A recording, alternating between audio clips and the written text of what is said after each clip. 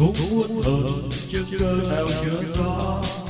Bởi người quen đem cất dấu trong tim, ai hay biết ai dọi bóng đi tìm, để cơn ghen dần chìm vào bóng tối. Cũng muốn giận lời xa xôi gợi gắm, vì người còn luẩn quẩn chữ yêu nữa. Ai giấu được tiếc người những con đường, đành cơn ghen treo ngược ngoài đầu gió. Cũng muốn giận bao ngọc nhìn thưa đây, rất thường tình người có làm gì đâu. Rất không như chưa lần gặp nhau, mặt cơn ghen chạm đụng ta đến to. Cũng muốn hờn cho thỏa ghen cũng giận, muốn biết người thành càng xa xa, muốn biết người như mây lơ qua. Cơn ghen đó còn đứng ngoài bên ta.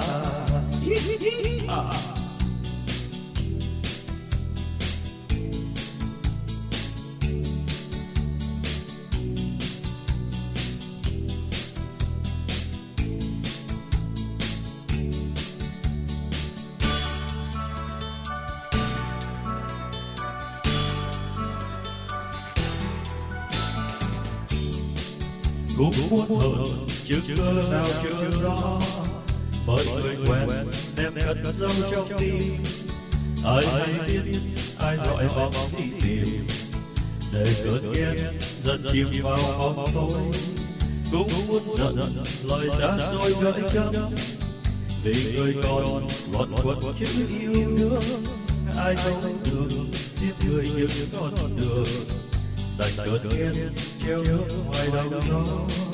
Cũng muốn giận bao ngậu nhìn đưa đây, rất thường tình người có làm gì đâu. Rất không như chưa lần gặp nhau, mặt cơn ghen chạm đụng ta đến to.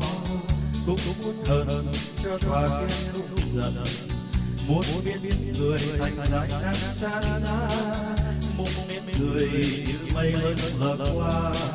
Cơn ghen đó còn đứng ngoài bên ta, muốn biết người như mây lơ qua. Cơn ghen đó còn đứng ngoài bên ta, muốn biết người như mây lơ qua. Cơn ghen đó còn đứng ngoài bên ta.